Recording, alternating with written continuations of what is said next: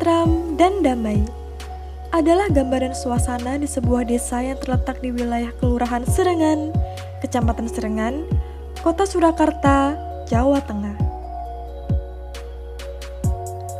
Terletak kurang lebih 4,5 km dari pusat kota Surakarta, desa tersebut bernama Desa Potrojayan.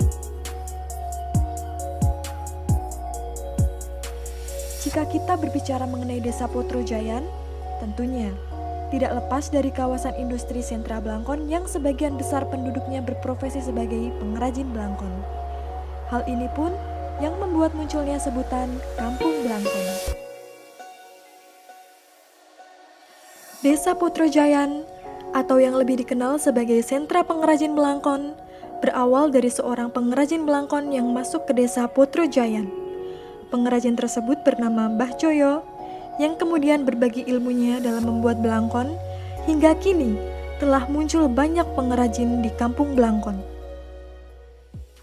Sangat bersyukur sekali Mbak, karena dari dulu yang istilahnya dari kawasan yang banyak pengangguran, kawasan yang rawan kejahatan, sekarang menjadi sebuah kawasan istilahnya Kampung Blangkon, Kampung Wisata Blangkon.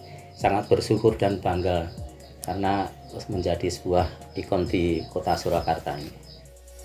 Potensi Kampung Blangkon ini kebanyakan pengrajin yang ada di Kampung Blangkon ini kan menyatu dan merupakan satu-satunya kampung yang mayoritas warganya ini menjadi pengrajin Blangkon. Ini mungkin satu-satunya yang ada di Indonesia, ini hanya ada di Serengan. Itu yang menjadi potensi Kampung Blangkon. Blangkon merupakan sebuah penutup atau ikat kepala laki-laki dalam tradisi busana Jawa. Umumnya terbuat dari jalinan kain polos atau batik. Dahulu, pembuatan Blangkon tidak bisa dilakukan oleh sembarang orang. Ini disebabkan terdapat penetapan pakem atau aturan tersendiri. Jadi, hanya pengrajin yang memahami dan memiliki keahlian tersebut yang boleh membuat Blangkon. Namun, kini pembuatan Blangkon telah diwariskan dan diajarkan kepada masyarakat yang ingin belajar membuat Blangkon. Selain itu, modelnya pun semakin berkembang dan terus mengalami inovasi. Kalau jenis produk hampir semua istilahnya Blangkon di daerah di seluruh Indonesia ini, misalnya Blangkon Jogja, Blangkon Solo, Blangkon Sunda, Blangkon Ponorogo, Betawi, setiap pesanan semua daerah kita bisa produksi.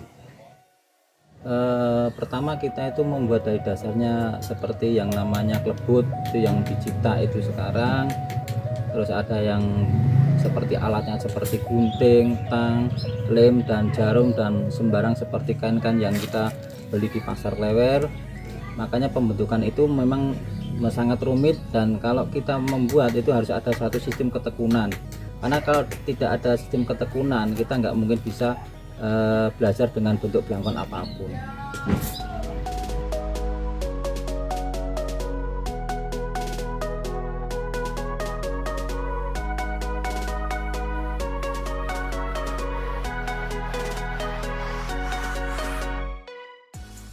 Kampung Blangkon, Desa Potrojayan akan memulai era baru, di mana perjalanan kampung ini akan berkembang menjadi kawasan yang nantinya akan dikelola dan dikembangkan menjadi desa industri wisata. Lewat potensi dengan banyaknya jumlah pengrajin Blangkon dan daya tarik dari Blangkon sebagai salah satu adat busana Jawa itu sendiri.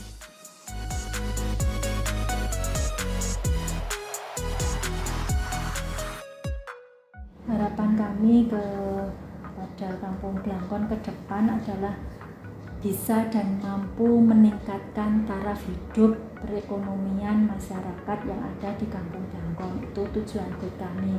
Harapannya kemudian selain itu bisa menjadi salah satu tujuan wisata yang ada di Kota Surakarta ini.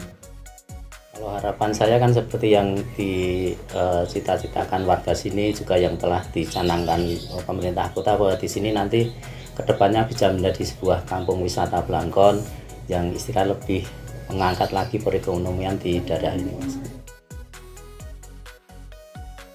Kebudayaan Indonesia seperti tidak akan ada habisnya jika dipelajari.